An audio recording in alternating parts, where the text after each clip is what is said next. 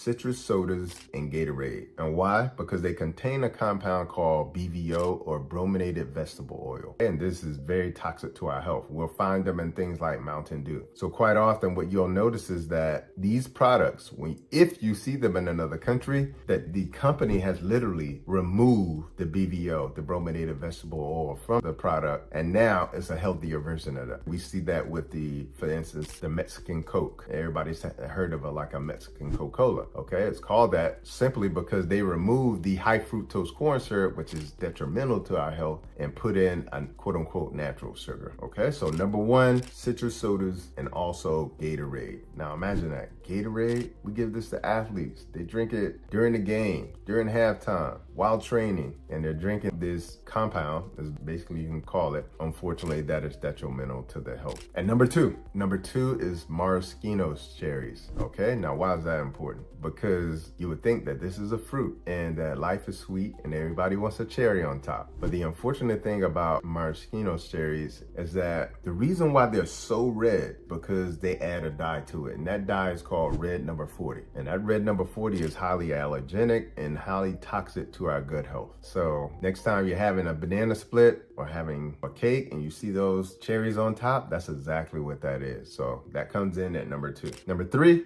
U.S. pork. U.S. pork, because the unfortunate thing is that for these animals, in their animal feed, they put a compound known as ractopamine, okay? And ractopamine is not only detrimental to the health of the pig, but it's also detrimental to the person that eats it as well too. And as a result of this, 160 countries have banned U.S. pork, okay? 160 countries. I want you to think about that for a second. Not one, not two, not 50, 160 countries have banned U.S. pork. They can't even import it into their countries, okay? Number four is U.S. corn. U.S. corn, why? Because somewhere between 90 and 98% of all U.S. corn is genetically modified. That's one, which means that if it's genetically modified, it's gonna be heavily sprayed with pesticides, herbicides, insecticides, and fungicides. And one of those is called atrazine. And atrazine is an endocrine disruptor. And specifically, it sort of disrupts the endocrine system and increases estrogen in the body, which could lead to a lot of the reproductive cancers that we're seeing exploding in both men and women. In women, we're seeing breast cancer explode to exponential levels, and also cervical and ovarian cancer. In men, prostate cancers. And most of the foods are sprayed with pesticides, herbicides, insecticides. And atrazine is one of the second most used pesticide after glyphosate. And so it's so important that we understand that,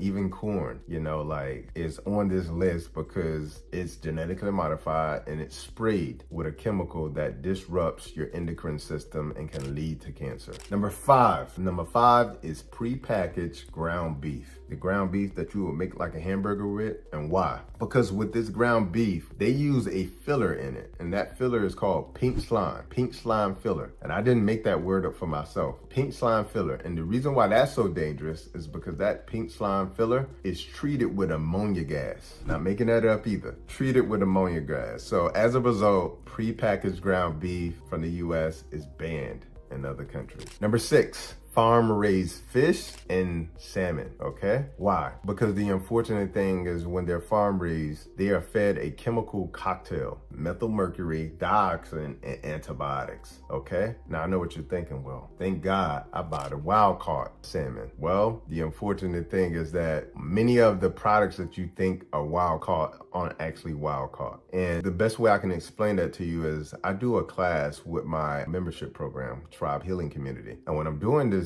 class with them, we do a reading food labels class. And one of the things that I tell them is that the front of the label on any food product, that is just hype, that's to get you excited.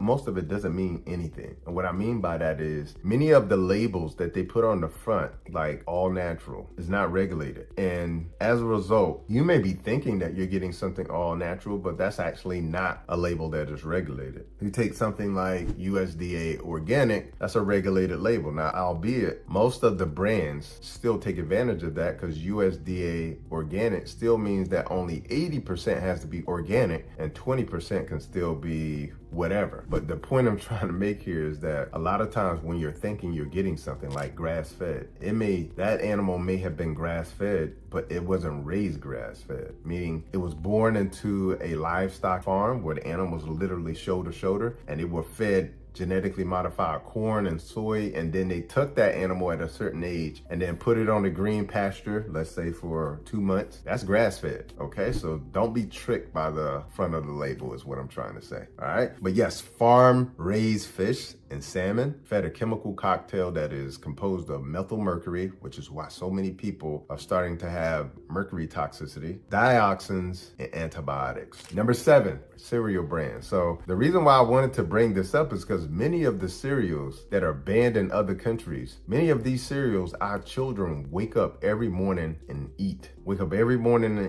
And so many of these cereals, unfortunately, are banned in other countries. I'll give you a few examples. Fruit Loops, banned in other countries because it contains yellow number 5 and red number 40 that I mentioned earlier, okay? Banned in other countries. Now, they're not banning this because it's not natural. They're banning this, again, you have to remember what I mentioned at the beginning. If you were to be banned in another country, in multiple countries, that you would really have to do something pretty bad, okay? So just trust me when I say, when you start to look up what yellow number 5 and red number 40 and other dyes similar to them do to our health, then you'll understand why it's so unhealthy, not only for our children, but for us as well too, okay? Frosted Flakes and also honey bunches of oats. Now you would think to yourself, honey and bunches of oats? That sounds like a good combination. Even on the front of the box, it looks like it's a healthy thing. But the unfortunate thing is that these particular sugars or cereals, because cereals quite often are laced with sugar, they also are laced with BHT, which is butylated hydroxytoluene, which is very unhealthy for our health as well too. So now you're adding in the combination of tons of sugar, tons of unhealthy, unnatural sugar. You add in the dyes that they're adding in there, and then the preservative BHT, and now you start to see like where all of these food chemicals are coming from. And so again, it's another chemical soup, you know, when you're eating these, you know, foods as well, or cereals in this case. So that's number 7. Number 8, US milk and most of our dairy is banned in other countries. Okay, why? Because these dairy cows are injected with what's called recombinant bovine growth hormone. Now here's the thing, drinking cow's milk by itself, I did a previous video, so make sure you go check that out. It's important to understand that cow's milk is baby formula for a baby cow, okay? That, and I'm calling it a formula, even the natural unpasteurized raw form of it. It is formula to take a baby cow that weighs 100 pounds